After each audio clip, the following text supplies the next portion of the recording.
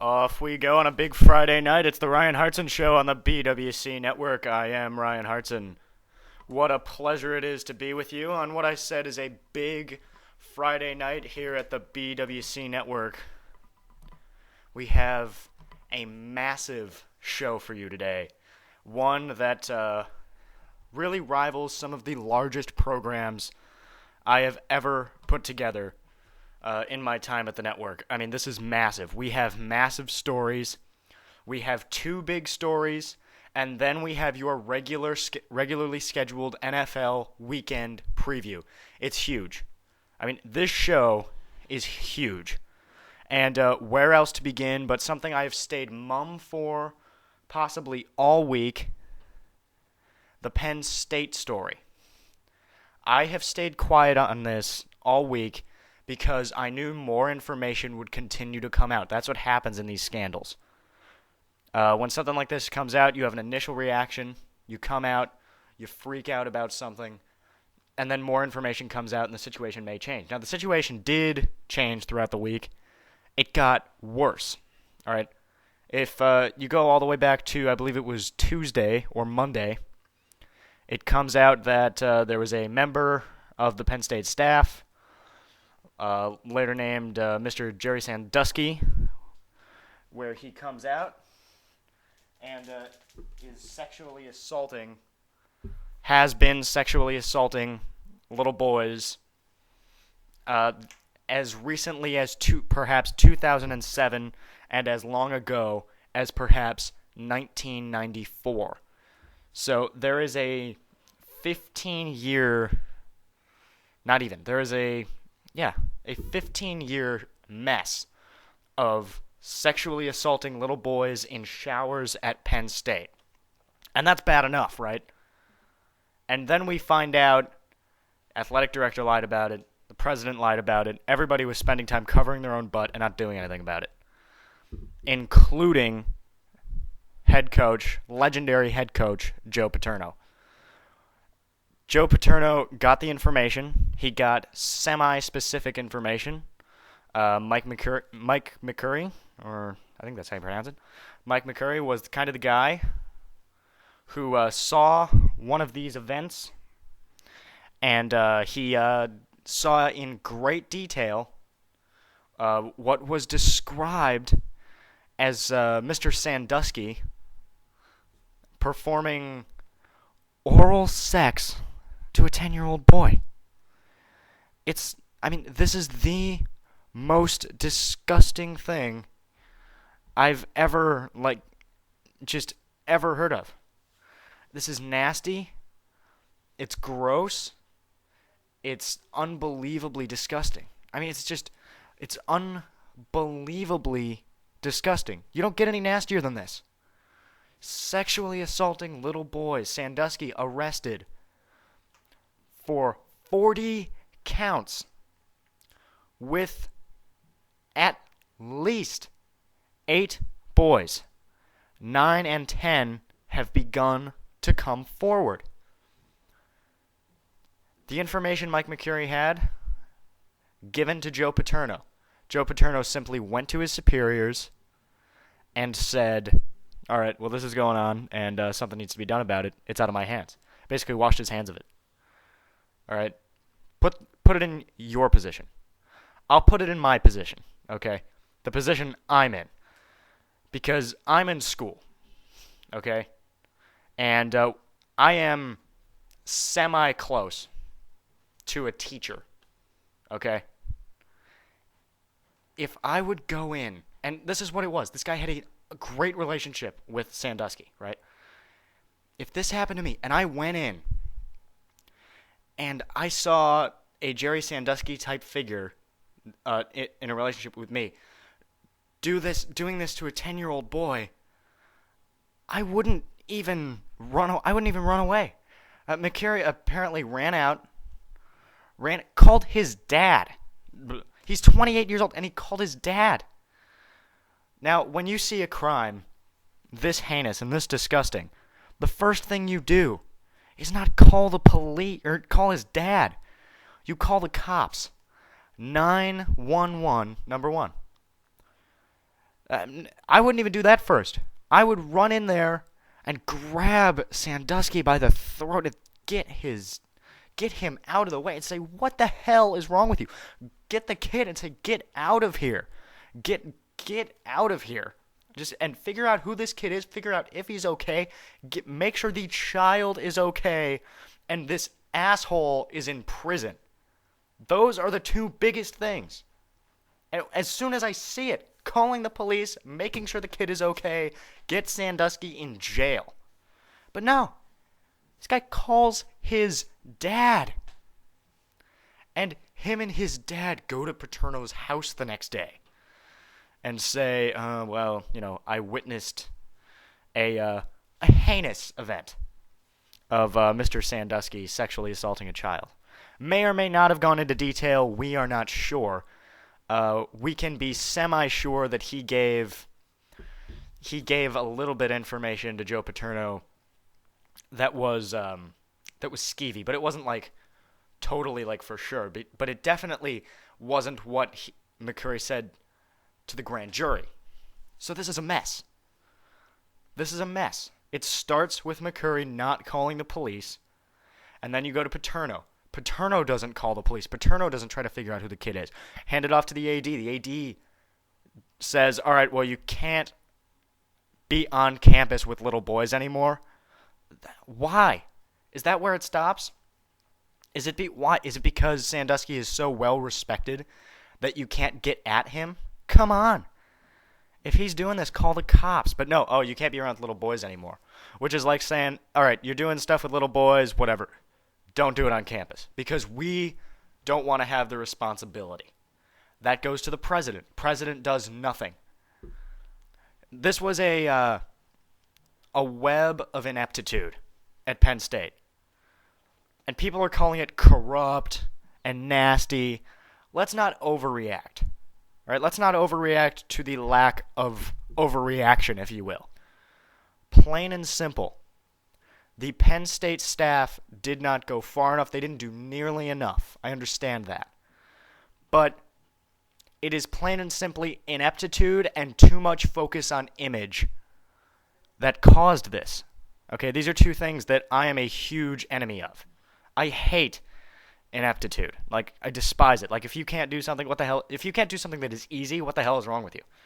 Right? And also, if you are worried so much about image that you're willing to not do the right thing, it'll bring bad publicity. Yeah, how bad is it now that you didn't do anything? Right? The publicity now is way worse. And who's the bad pub for?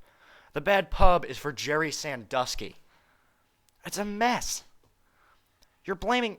we don't want to look bad because, we got this guy. Get him out and you guys look like heroes. You saved a kid. You saved these kids. But no, don't come back on campus. It's ineptitude. It's ineptitude. It is just not willing to go far enough. But is it corrupt? No. It's just covering your own ass. Is covering your own ass corrupt? I don't think so. I think covering your behind is what you're supposed to do. That's what I do. I'm always covering for myself. But I'm not put in situations like this. I'm not talking about Jerry Sandusky. I'm not witnessing situations of oral sex. I mean, it's so disgusting. It is so unbelievable and incomprehensible that they couldn't do anything about it. But is it corruption? No, it's not corruption. Let's draw the line. Corruption is greed and stealing money. Corruption is, messing with court verdicts. That's corruption. Corruption is Bernie Madoff. This isn't corrupt. This is just ineptitude and being too worried about image. Is that corrupt? No. And Joe Paterno, by the way, looks really bad in this. It looks bad in people's eyes, right? Didn't do enough. It was immoral. It was wrong. Now listen. You listen, I am the last guy to talk to about morality. I don't care. I don't care about morality. It doesn't bother me. I can do things, and if I know they're right, and some people might perceive them as immoral, I don't care. That's none of your business. Stay out of it.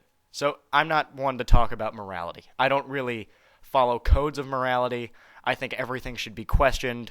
Morality is just society trying to keep itself in line. I think morality to some degree is made up in most situations, right?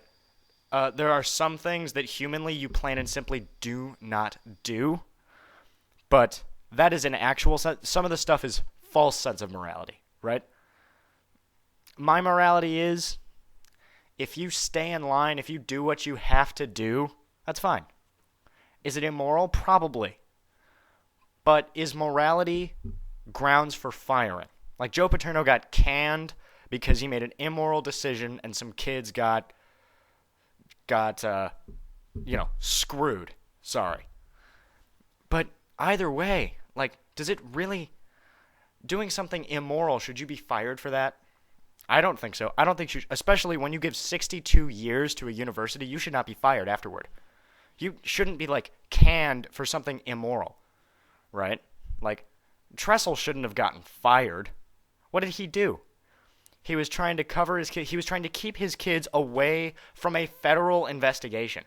People always forget that the FBI was investigating for, like, drugs and stuff. They were trying to keep. Now, he didn't do enough, right? It's the same thing. He didn't do enough, but he shouldn't be fired for that, right? Like, ineptitude, like, you shouldn't get canned for something perceived as immoral, right? Just because, oh, that's immoral, we're going to fire you. No. Gave you 62 years of great football. He's a football coach. The football coach is giving you great football. You have an opportunity to go to a BCS game. He is doing his job. He handled one situation really badly. 62 years of good, one bad situation gets you killed. That should not happen. That should not happen. He said, I didn't do enough. Bottom line, let's move on. And that's what I would do. I'd say, you know what? It's okay. You're probably going to retire soon. Let's just keep it classy. But instead, doesn't do it. And then the kids riot. There's another aspect to this. The kids rioting. Because, you fired Joe Paterno, in my opinion, for almost no reason on grounds of morality. They fired him for something else. But it's essentially grounds of morality. And I think that's you shouldn't fire someone for doing something immoral. That doesn't make any sense. So if he does something actually wrong, right? Like, stealing money and all that kind of stuff, you can get fired for that. But if he did what he had to do. He had the information, he moved it up the ladder. Should he have done more? Absolutely. He absolutely should have done more. Was it immoral? Yeah, fine. I'll give you that. But should you get fired for that? No. That's taking it a step way too far because it's not corruption, it's ineptitude. And should all of that get you fired? I don't think so. But there's the other side to that where if you just it looks really bad and you just want a fresh start and you clean house and your reasoning is this looks really bad and we need to clean house, I just need to start fresh. I get that, but that's a different reason. That's not grounds of morality. This is all awful and everything looks kind of bad and this is screwed to begin with. So I'm just going to cut everything out and let's just start fresh. But that's a different reason than grounds of morality. Anyway, there is a piece of this that is the protesters, right? You have the protesters coming in now who go in and they raid, and people are freaking out. Oh, my God, they're overreacting to the firing of Joe Paterno. No, they're not.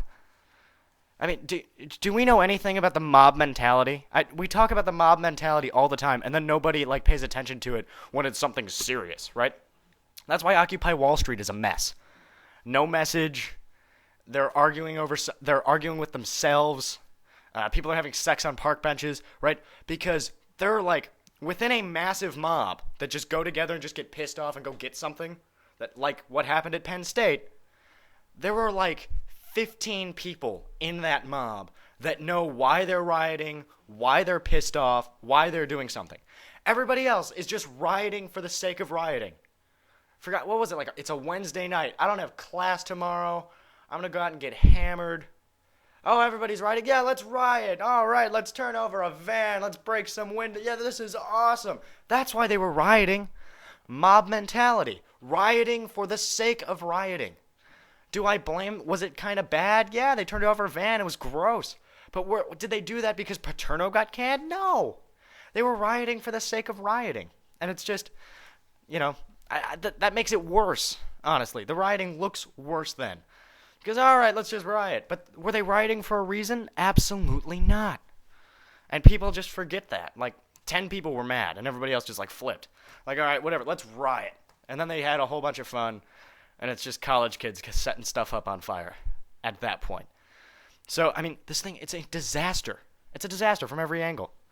The entire administration, football staff, everybody just cleaned out. And now there's the new piece with Mike McQueary, who has been put on leave because obviously he didn't do enough, didn't call the cops, didn't make this stop. Everybody is mad at him, so now they're calling the cops. They're threatening his life. I'm sorry. They are threatening his life, and now he can't coach. And that's the new piece of news, is that he has gotten multiple death threats, so they have put him on leave to try to keep him safe, which makes sense because I don't want to see him killed. I want to see Jerry Sandusky killed. I'm calling for it right now. Someone should kill this guy. Seriously. Because I have no sympathy at all, for these idiots that rape little kids. I have none. There's nothing you can say. Priests are the worst. Priests are the worst. This is a football coach. He's doing charity with little kids, and he's raping them. It's awful. And I'm so pissed off about it. You can't do enough. He can't go to jail for long enough. I would kill him right now. I would kill him. I am that pissed off about it. And it's over emotional, and this is a sensitive topic, and I probably didn't handle it as professionally as I should have, but you know what? Get over it. It's the internet. We'll take a break. Your NFL preview on the way. It's the Ryan Hartson Show on the BWC Network.